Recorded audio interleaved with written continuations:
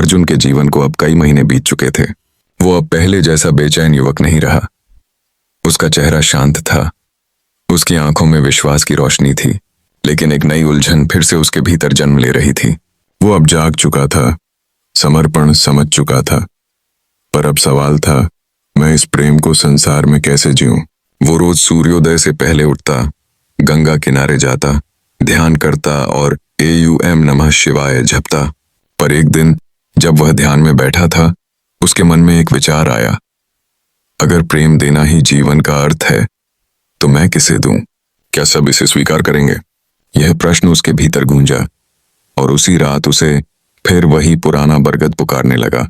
रात अंधेरी थी, हल्की ठंडी हवा चल रही थी। अर्जुन ने उस वृक्ष की छांव में फिर आसन लगाया और आंखें बंद की। कुछ देर बाद उसी प्रकाश की झिलमिलाहट फैली, पर इस बार शिव नहीं बल्कि एक नारी स्वरूप सामने प्रकट हुई।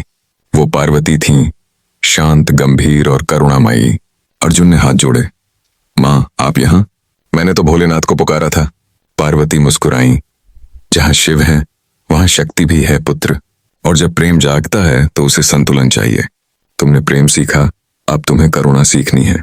अर्जुन ने कहा, माँ मुझे समझाइए, मैं कैसे प्रेम करूं कि किसी को दुख न पहुंचे? कभी कभी लगता है जो प्रेम मैं देता हूं लोग उसे समझते नहीं और फिर मैं मौन हो जाता हूं। पार्वती ने धीरे धीरे कहा, बेटा, हर प्रेम को समझा नहीं जा सकता, क्योंकि सच्चा प्रेम शब्दों में नहीं ऊर्जा में बहता है। और जब तुम्हारा हृदय मौन हो जाता है तब वही क्षण होता है जब प्रेम अपनी सर्वोच्च अवस्था में पहुंचता है। मौन? अर्जुन ने पूछा। हाँ, पार्वती बोली, जब तुम प्रेम में कुछ पाने की इच्छा नहीं रखते तब हृदय मौन हो जाता है। वहीं से शिव की शक्ति करुणा बनकर बहती है। फिर उन्होंने अर्जुन की ओर देखते हुए कहा, तुम्हारा मन अब भी खोज में है। तुम्हें अब शिव नहीं स्वयं में शिवत्व खोजना है।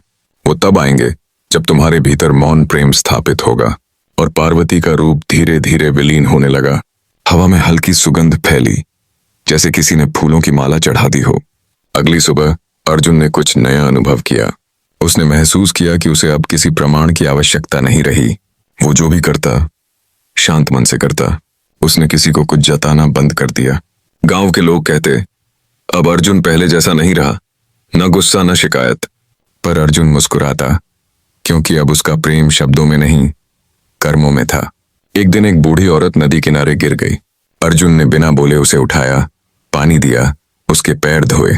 वह बोली, बेटा, तेरा चेहरा बहुत शांति देता है। तू कौन है? अर्जुन बस मुस्कुरा दिया, मैं प्रेम हूं, शिव का अंश हूं। रात को फिर उसने वही आवाज सुनी, इस बार शिव की।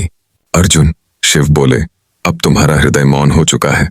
अब तुम तैयार हो मेरे तीसरे संदेश के लिए। कर्म ही ध्यान है।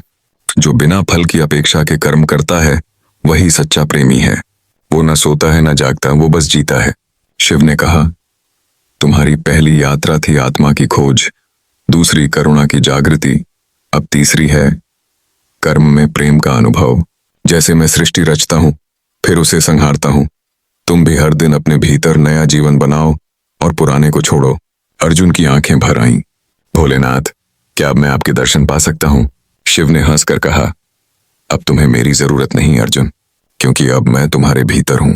जब भी तुम किसी को प्रेम से देखोगे, जब भी किसी के आंसू पोंछोगे, समझ लेना वही मेरा दर्शन है। फिर शिव की आवाज आकाश में गूंज उठी, तुम्हारा प्रेमी अब न जागता है न सोता, वो बस अस्तित्व बन चुका है। अर्जुन की कहानी यहीं पर नहीं रुकती। अब वो गांव में महादेव का दूत कहलाने लगा।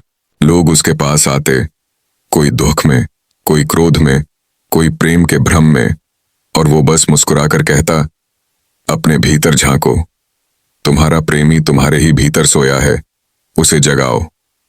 शिव का दूसरा संदेश, जब हृदय मौन होता है तब प्रेम बोलता है, जब प्रेम कर्म बनता है तब शिव प्रकट होते हैं।